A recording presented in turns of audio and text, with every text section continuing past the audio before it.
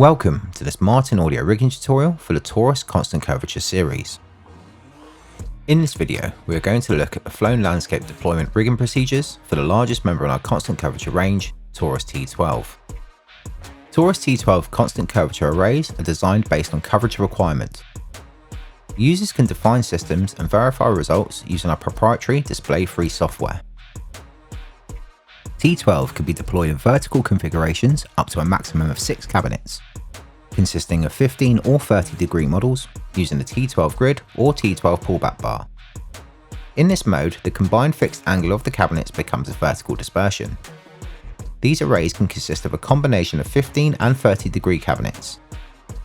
Please check your display file for rigging and position information before deployment to ensure the array you intend to deploy is correct.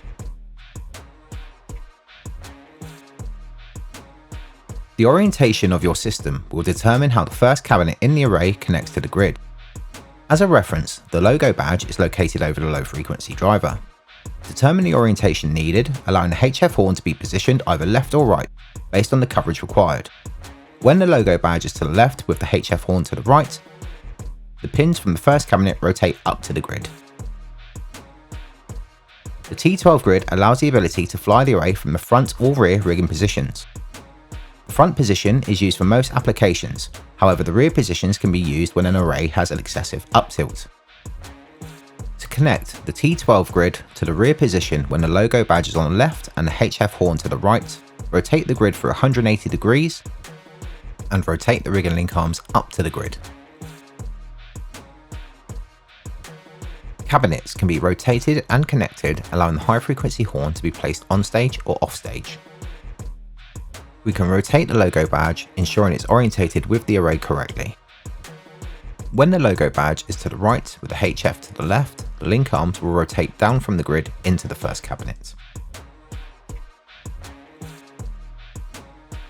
Finally, to connect the T12 grid to the rear position when the logo badge is on the right and the HF horn to the left, rotate the grid for 180 degrees, allowing the link arms to rotate down into the first cabinet.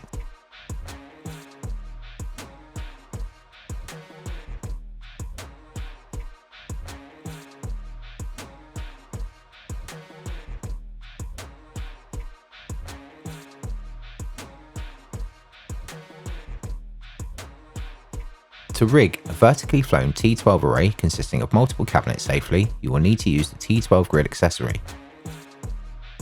The T12 grid has 2 rigging points on either side of the bar. Place the grid in the orientation you require onto the first cabinet in the array. Rotate the rigging link arms into the rigging positions as required, ensuring the rigging pin is connected securely. The T12 grid contains a number of single point connections throughout the spine of the grid. Your display project will show you the pick point needed in order to achieve the correct array aim when used with a defined number of cabinets. Connect the shackle to the single point grid hole as determined in your display project file. If using a 2-point lift, connect shackles to the front and back hole positions of the grid. Connect the motor hooks to the rigging positions as required.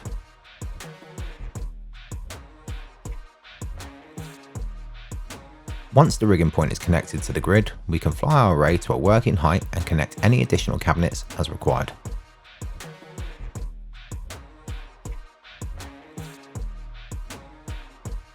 It is easier to place cabinets in landscape on a surface to allow access to both sides of the cabinets when building the array. To connect T12 cabinets together vertically, place the cabinet so that the rubber skids fit into the cabinet underneath, building the array from the bottom cabinet up. Please ensure you connect one cabinet at a time to ensure personal safety when deploying. T12 has 2 captive magnetized rigging links on either side of the cabinet. To access, simply remove the rigging link from its stow position. Rotate the rigging link arm into the adjacent cabinet. Connect the rigging pins into position on both sides of the cabinet to ensure they are locked together before flying. Continue to connect any additional cabinets as required.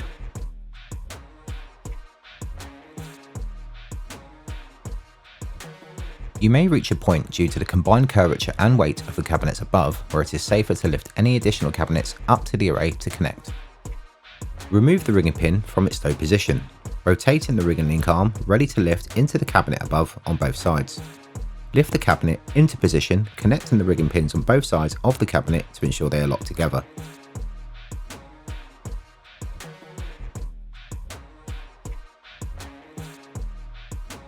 When building landscape T12 arrays, vertical dispersion is dictated by the combined use of fixed 15 or 30 degree cabinets.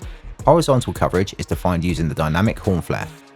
By accessing the horn flare from the front grille, we can create symmetrical 60 degree and 90 degree dispersions, or asymmetric 75 degrees in either direction. Once all cabinets are connected, we can now connect all cabling based on the box resolution required and define amplifier circuit configurations.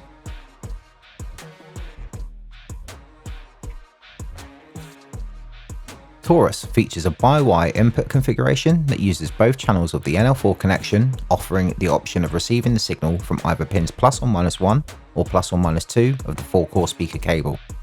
This allows the user to send a single cable up to an array consisting of 2 individual circuits. The by-wire setting can be selected now, allowing for simplified wiring using a 4-core speaker cable. The box resolution is decided based on the DSP control required for the array. TORUS features grouped gain and EQ throughout an array preset, as well as a fixed FIR high shelf filter available on the inputs of all Icon DSP amplifiers via ViewNet control software. This can be used to increase or attenuate the high frequency output in an individual or group of cabinets from 2 kHz and up. A common example would be to increase the high frequency level in the top of the array to ensure HF coverage to the back of the space. Simultaneously, we may need to attenuate the bottom box in an array to ensure the level is not overbearing in the near field. Always remember that a separate DSP input is required for each circuit of an array where a high shelf change is required. T12 can be arrayed up to 6 cabinets in total using the T12 grid or T12 pullback bar. Please ensure the array is cabled based on the box resolution chosen. Please ensure all cables are attached at this point. Lower the array to a working height to remove the bottom cabinet. Whilst holding the cabinet via the handles on both sides, remove the rigging pins. This will allow the cabinet to separate, allowing you to return the rigging pin and rotate the link arms back into their stowed positions. Safely lower the array onto a surface. Disconnect the rigging pins on either side of the cabinet. Rotate the rigging link arms back, returning the rigging pin back into its stowed position. Please continue to disconnect any additional cabinets you may have in the array. Lower the final cabinet onto a surface ready to disconnect the grid. You can now disconnect the grid from the array and store the cabinet back into its flight case ready for transportation.